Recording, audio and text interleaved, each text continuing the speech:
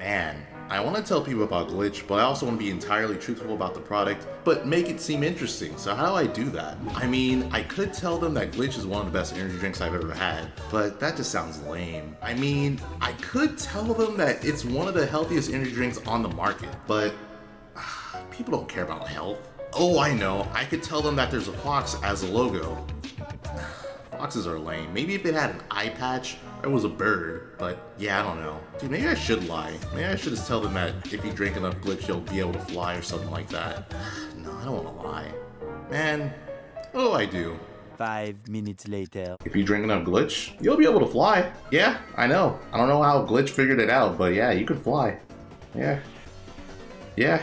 If you want to try Glitch for yourself, all you have to do is go on glitchenergy.com and use my code Lurr to get 25% off at checkout. Ultimate is a game that has a variety of characters, and from those characters can come unique interactions. There's so many times where I'm playing and I'm told or figure out something that I never knew before. So in this video, I'm going to give you 20 unique character related things you probably did not know. Quick reminder to like the video if you like it, and subscribe to the channel. I'm trying to hit 100k subs before the year ends, so your sub will help me out a lot. And with all that out of the way, let's get started. This is something that I did not know for a while, and that is that Game & Watch can actually angle his neutral special. By simply holding left or right on the control stick, you can control the distance Game & Watch throws his projectiles. And here's an added bonus on Game & Watch's neutral special that you may not have known.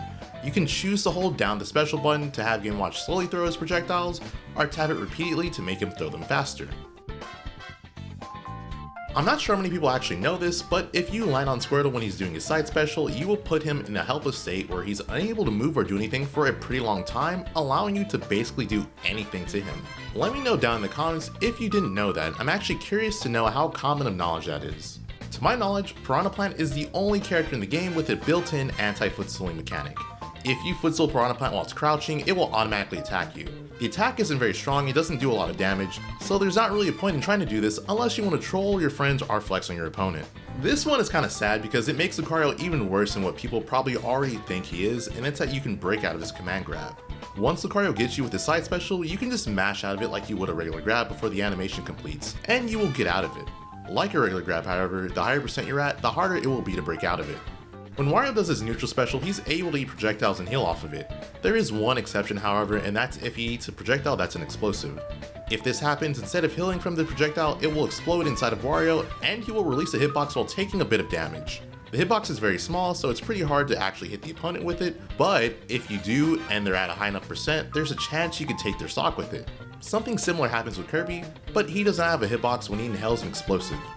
This is probably one of the most known facts on this list, but I'm going to include it anyways because I'm sure there are quite a few people who have actually forgotten about this, and it's that breaking Jigglypuff's shield is an automatic KO. That is unless she gets her shield broken on a stage with the ceiling, in which case she will be stuck in the air for a little bit and then drop down and be stunned like every other character who gets their shield broken. You probably know that Diddy Kong's pop gun will explode in his face if you charge the attack for too long. What you may not know about it is that the explosion has a hitbox and is actually a really strong kill move. In fact, it has more knockback than all Diddy Kong's fully charged smash attacks. This has been around since Smash 4, but still something I'm sure not a lot of people know about. When she does her side special and you hit her out of it before the grenade explodes, you can actually pick up the grenade and throw it as an item. It does solid damage and can be comboed off of. You can also keep picking it up and using it as long as you do it before the item disappears. It's pretty rare that you actually get the opportunity to use a grenade like this, but I think it's really cool that something like this is even possible. We have something that Dr. Mario and regular Mario can do using their side special. If the opponent is hanging from the ledge, they can use Cape to pull the opponent off of the ledge and combo off of it. This is especially effective with Dr. Mario because his Cape hitbox reaches lower, making him able to do it to more characters than regular Mario. This is actually pretty useful too because you can combo into a kill move. Keep in mind though that this does not work on every character. This one I feel like should be common knowledge, but there's quite a few people I've mentioned it to on stream and they never knew this before, so I'm going to mention it here. Wolf can angle his Wolf Flash, making him go higher vertically or go further in a horizontal direction by holding up or down after inputting the move. It's not only good for recovery purposes, but makes it easier to combo into the attack. Here's yet another thing I thought would be common knowledge, but there's still a lot of people I know who do not know this regarding Mario's up special. Similar to Rosalina's recovery, you can actually make it so that Mario goes straight up when doing his recovery. All you have to do is input up special like you normally would, and then hold back on the control stick. It might take some time to get the timing down because if you do it too early, you'll just up special in the opposite direction, and if you do it too late, you'll just do a regular height one. I'm just gonna add this in here as well, even though I'm sure way more people know about this one, and it's that Mario's recovery can go further horizontally by holding forward after inputting up special. So this one sucks if you're a Sephiroth, Peach, or Daisy player, and that is that your counterattack is considered a projectile. This means certain characters have the ability to activate their counter with an attack and then reflect it.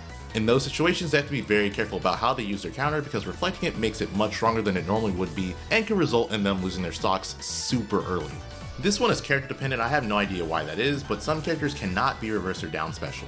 In case you don't know what that means, it's being able to make your character face in the opposite direction after inputting a special move. To my knowledge, every character can do this with their neutral and up special, but it is not the case with down special. I did not know this one until very recently, and it's that King K. Rool's up smash can spike. That gives him a total of 3 attacks that he can spike with, which, believe it or not, is not the most spikes a single character has. Let me know in the comments which character you think has the most spikes in the game without looking it up, and in about a week I'll reveal the answer in a pinned comment. And no, the answer is not Bowser. Here's another move you probably did not know spiked, and that is Kazuya's down air. When Kazuya does his down air, there's actually 2 hits at the start of the attack. The first one is a spike, which is in the very beginning of the animation, and immediately after is the additional attack that most people get hit by. Typically, if you get hit by the first part of the down air, it will send you into the second part of the attack, so you don't get spiked. But on rare occasions, Kazuya will only connect the very beginning of the attack, causing the opponent to be spiked. Here is yet another thing about spikes. So I'm sure a lot of you know that Luigi has a taunt spike that can kill the opponent from hanging at the ledge. What you may not know is that this is by far the strongest spike in the game and will one-hit kill any character who is spiked off stage by this. Pikmin can rack up damage insanely fast if Olimar latches them onto the opponent with his side special. Typically the way that people get the Pikmin off of them is by throwing out an attack which will knock them off of you. But did you know that by holding shield and wiggling it around you can make the Pikmin fall off faster? This is a good alternative to throwing out an attack that could be laggy and getting punished for it. Grounded footstools are a very underutilized technique in Ultimate. If you're curious to find out why, I made a short video talking about it that I will have linked in the description. But anyways, the reason I bring up grounded footstools is that for some reason you can footstool Steve out of his grab and he goes into his grounded footstool animation. Typically if you try to footstool a character out of their grab, it will be a phantom footstool, but for Steve specifically, it is not. So if your character has a good grounded footstool punish, you can use it on Steve whiffing a grab.